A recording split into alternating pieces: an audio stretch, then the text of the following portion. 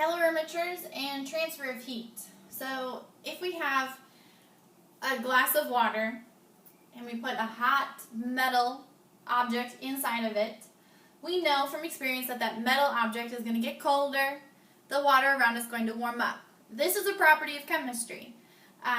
This happens because of the law of conservation of energy,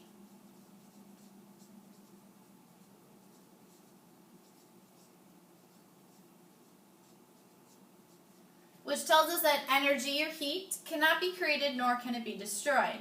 So when we place that hot metal in cold water, well, what happens to the heat? Well, it's going to leave the metal and it's going to go into the water. So let's go from the metal into the water. So what gains the heat? Well, the water is going to gain the heat. What loses heat? Well, the metal is going to lose heat. It's going to go down and how hot it feels. Well, how much heat does that water gain? Well, because of our law of conservation of energy, our water can only gain the amount of heat given off by the metal. That's all the more it can gain. So the Q of our metal, the heat given off by the metal, is going to be equal in the amount of the heat given to the water. Now remember, if our heat's given off the metal, this is going to be a negative value, and the heat absorbed by the water is going to be a positive value, but the amount of which is the same. Our negative and positive just tell us direction. Well, what is going to be the final temperature of the water compared to the metal? Well, eventually it's going to have to stop. And it'll stop when they become even in temperature. Therefore, one is no longer colder than the other one. So the final temperature of both, the temperature of the water and the temperature of our metal, their final temperatures are going to be equal.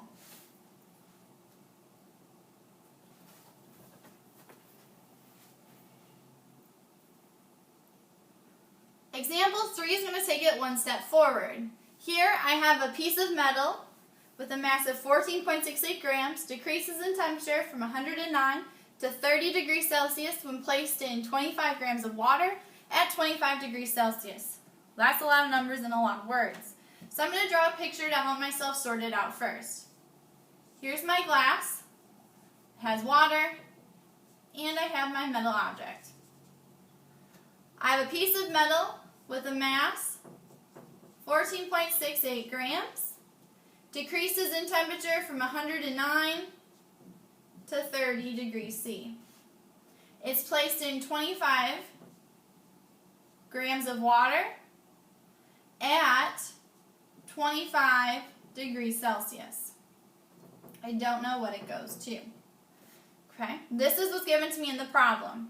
I know I have a change in temperature, so I have to use Q equals MC delta T, and I list my variables just like before. Some things I know about this calorimetry problem. I know that my Q of my metal and my Q of my water, the amount of energy, is going to be equal but opposite in sign. So one is going to be positive and one's going to be negative. I know that my final temperature of both my metal and my water are going to be the same. From the picture I've drawn, I know that my metal has a mass of 14.68 grams. I know that it goes from 109 to 30 degrees Celsius. So it starts, its initial temperature is 109 degrees Celsius.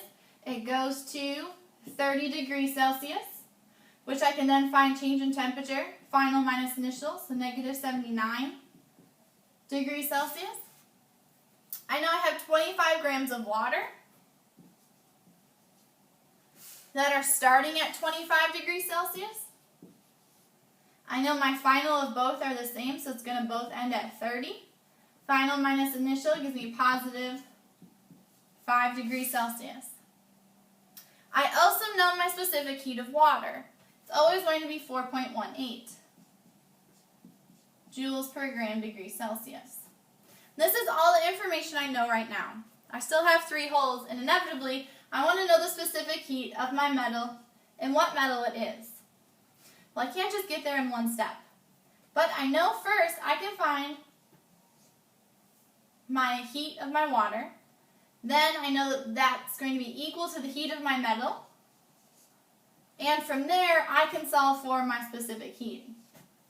So, step number 1, Q of my water is equal to MC delta T of my water, mass, 25 grams, specific heat, 4.18 joules per gram degree Celsius, change of temperature, 5 degrees Celsius, gives me a Q, 522.5 joules.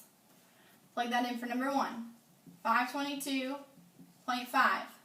That's equal to the mass of my metal, except the mass of my metal is going to be negative. My metal lost heat. So this is negative 522.5. So step 2, Q of my water equals negative Q of my metal, 522.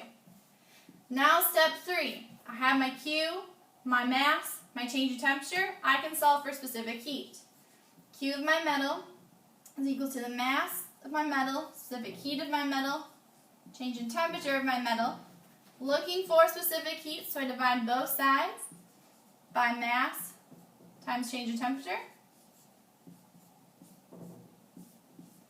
So specific heat of my metal is equal to the Q over mass times change in temperature. Plug in, I have negative 522.5 joules divided by mass of 14.68